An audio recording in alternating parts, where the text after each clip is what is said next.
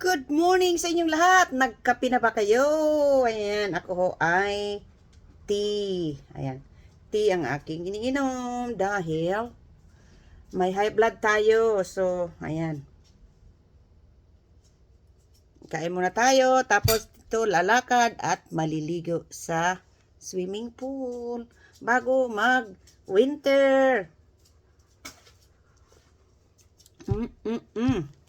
Breakfast ho tayo.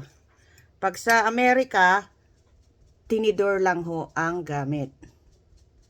Pag sa Pilipinas, kutsara. So, Pilipinas, US, Philippines. US, Philippines. So, pagsamahin natin. Ayan. Ayan. So, ganito pag sa Pilipinas. Yeah?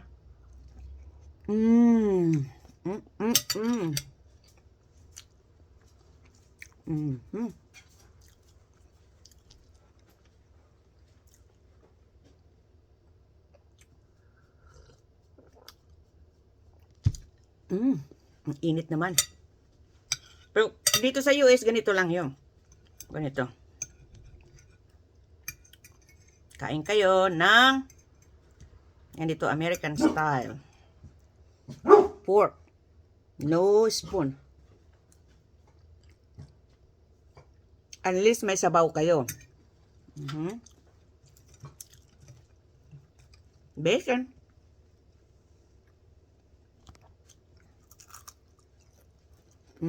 Crispy. Ang sarap ng lata.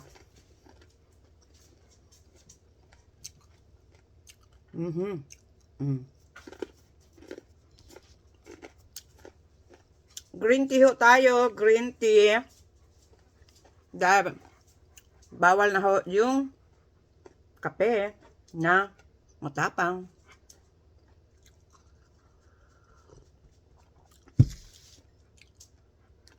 And thank you nga so much sa pandesal. Thank you sa sponsor sa nagbigay ng pandesal.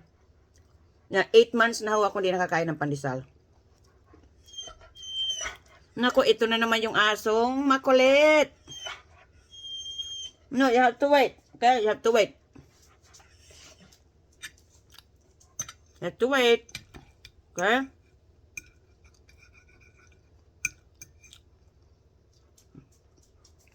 The American style. Pork. Filipino style. Spoon.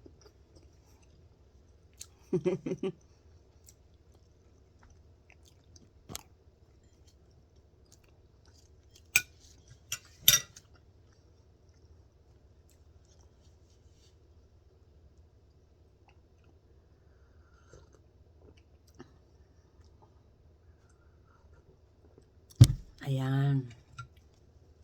Sarap talaga ng pandesal. Sana kung may hot cocoa ako. Nung bata pa kami, mayroon kaming tabliya. Yung kakao, ginagawa ng nanay ko yun. Kinigiling. Tapos, ginagawang mga bilog-bilog. May hirumahan doon. Na pinipisa. Tas nagiging, ang tawag na nila ay tabliya. Tapos, tuwing umaga, papakuluan yun ng tubig at may batidor na tinatawag. Tapos yung ganyan-ganyan. Yun, parang pinapaikot-ikot itong kutsara. May ganun. Bilog yun. Ganyan.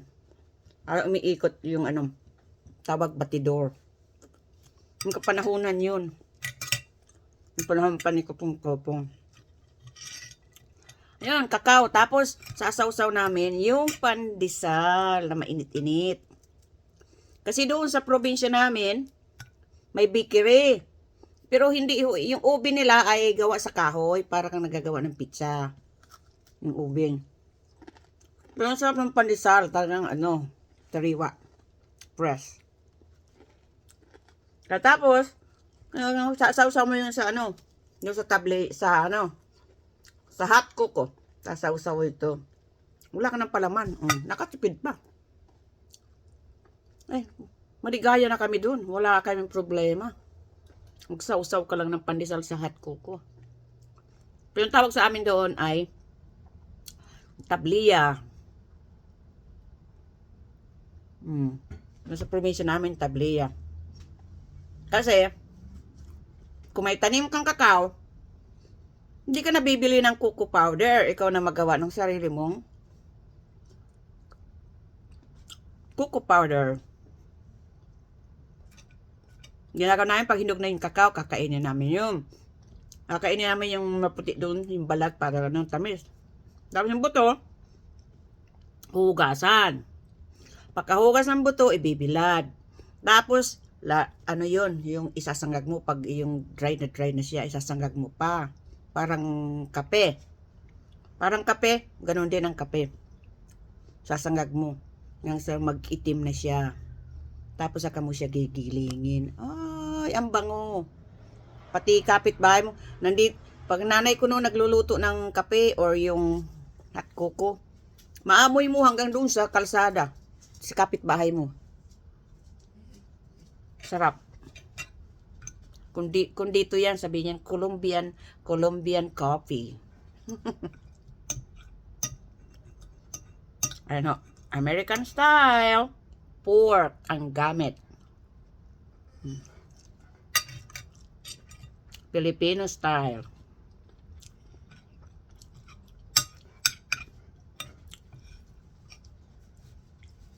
Ayan, spoon.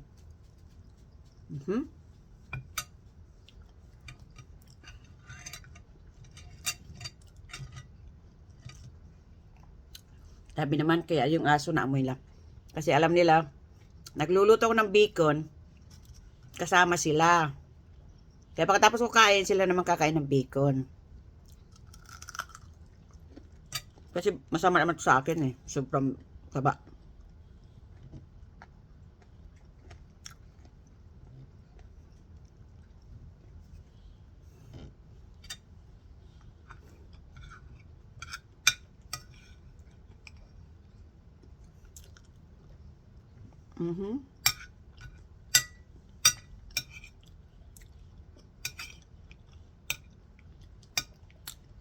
Dahil tayo Pilipino, Filipino style. Kutsara. Diba ho? Good morning, good morning. Cheers.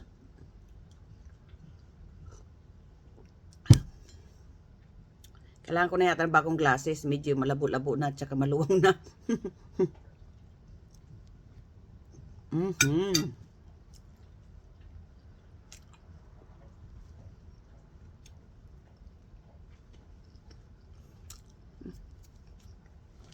May kalamansi nga pala ako.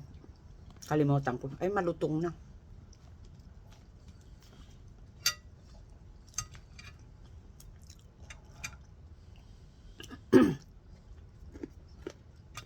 Dito ako sa bahay ng anak ko, babantay ng aso. Bantay ng bahay. Yan. House sitter and dog sitter. Walang bayad.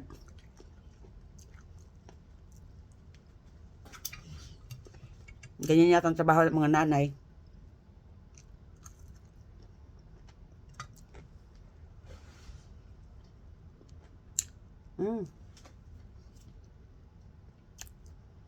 Masarap pero masama daw ito kasi sugar. Masarap yung bacon kaya lang masama kasi cholesterol. Ganon din yung itlog. Kaya lang, paminsan-minsan kumain naman. Hindi naman yung araw-arawin mo or maga, hapon, tanghali, yun na lang kakainin mo. Masama naman yun. Pero kung once in a while, paminsan-minsan mo lang kakainin, okay lang. Sa akin yun. Pero kung yung iba, ewan ko. Kasi nga kung ano ka na, may diabetes ka. Pero sa awa ng Diyos, wala akong diabetes. Thanks God for that. Pero na-diagnose ako ng breast cancer. Brain tumor. May high blood ako. Tsaka high cholesterol. Ano pa? Ay, yung balikat ko. Hindi gumagaling. Kaya hindi ako makapagtrabaho. Dahil sumasakit. At magluto lang ako. Ang ginagamit kong maghalo.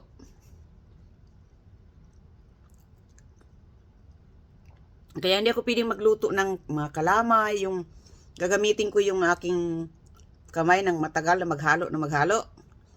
Kahit nga yung pansit lang, sumasakit yung balikat ko eh. Kaya ganun ang story. Kaya hindi ako makatrabaho. Kaya wala akong kita. Yan.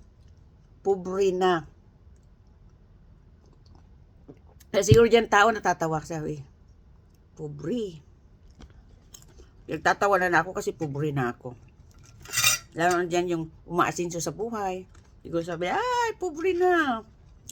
Okay lang yun. Kung minsan, pagtichismisan ka, pagtatawanan ka ng mga tao, okay lang yun pagdating sa Panginoon eh. Hindi ka naman nila pagtatawanan. Sabi nga ang Panginoon, buti na yung inaapi ka dito sa mundo, dito sa baba ng lupa, at pagdating mo doon sa Panginoon, ikaw ay malaya, dire-diretso ang punta mo. Kaysa yung pintasira ka, chismosa ka, ewan ko, kung ano mapaparatingan mo. Pero okay lang. Kasi alam mo naman, ano lang yan, mga marites nga siguro. Uso nga yun. May makita lang may kasama kang lalaki o nakatabi lang kahit di mo naman kasama. Oh, lalaki niya yun. Mga ganyan. Or, magsabi, nang lalaki yan.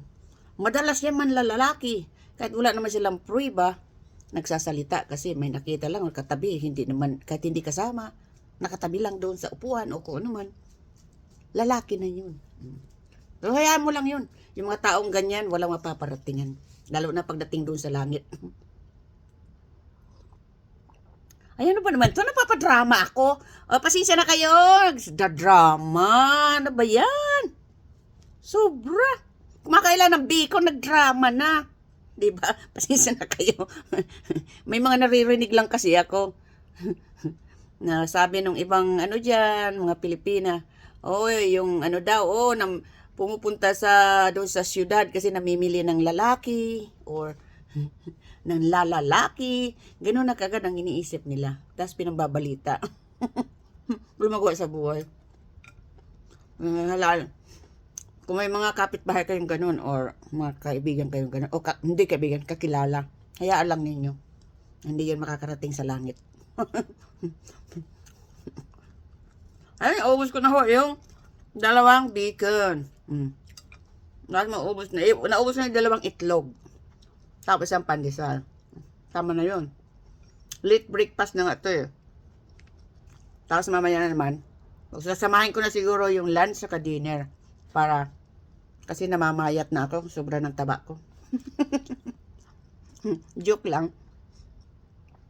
Kailangan ko kasi mag-lose ng at least 50 pounds. 50 pounds? Makan mo yan? 25 kilos? Yata. Tama ba yun?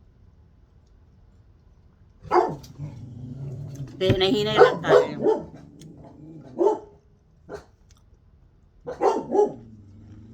Humid ho dito sa amin. Napaka-humid. Baka may bagyo na naman. Ganyan pag humid eh. May mga bagyo kung saan. Sa ibang state.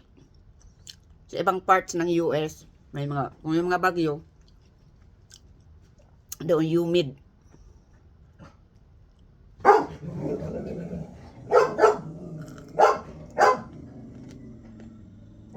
Ganyan yung mga aso. Pag dumaan lang helicopter, may magkaluskos lang dyan. O yung kapitbahay namin, like, madaling araw, lalo na yung mga military, umaalis ng 4 o'clock, 5 o'clock in the morning. Marinig nila yung taklab ng pinto ng kotse nila. Kakahol.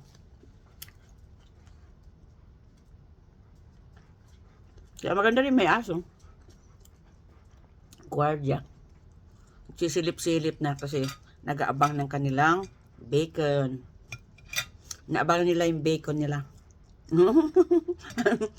Katitig na siya. Kaya yung mga aso, katitig na yan pag alam nila may bacon sila. Kung kakain ako ng almusal, may bacon, kasama sila.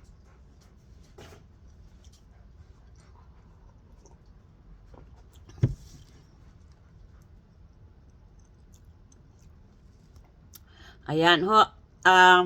Sa lahat ho na nag-friend request ho doon sa Facebook account ko sa Mingay USA, ay ano na ho ako, na-max ko na-reach ko na yung 5,000 friends sa Facebook sa Mingay USA.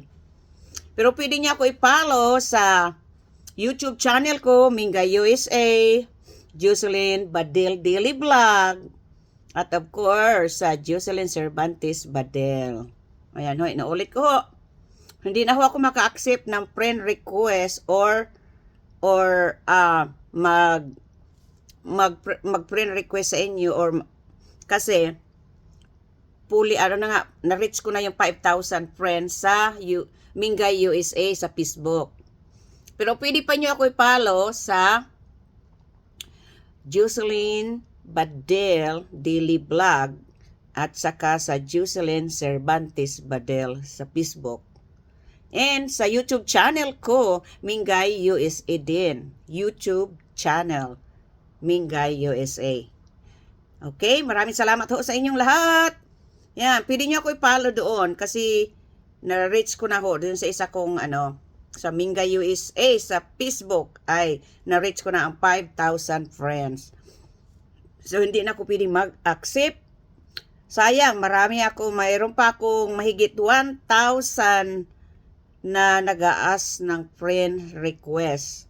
Ay, dinilit ko na ho kasi napakarami yun nag-aas ng friend request, pero puno na nga ho, di na ako maka-accept. So, doon na lang nyo ako i-follow sa YouTube channel, Mingay USA, Jocelyn Badel Daily Vlog. And of course, sa my Facebook, Jocelyn Cervantes Badel. Ayan. Maraming salamat ho sa inyong lahat. At dito na ho nagtatapos ang aking almusal. Thank you so much sa inyong lahat. And God bless all of us. Thank you and bye-bye.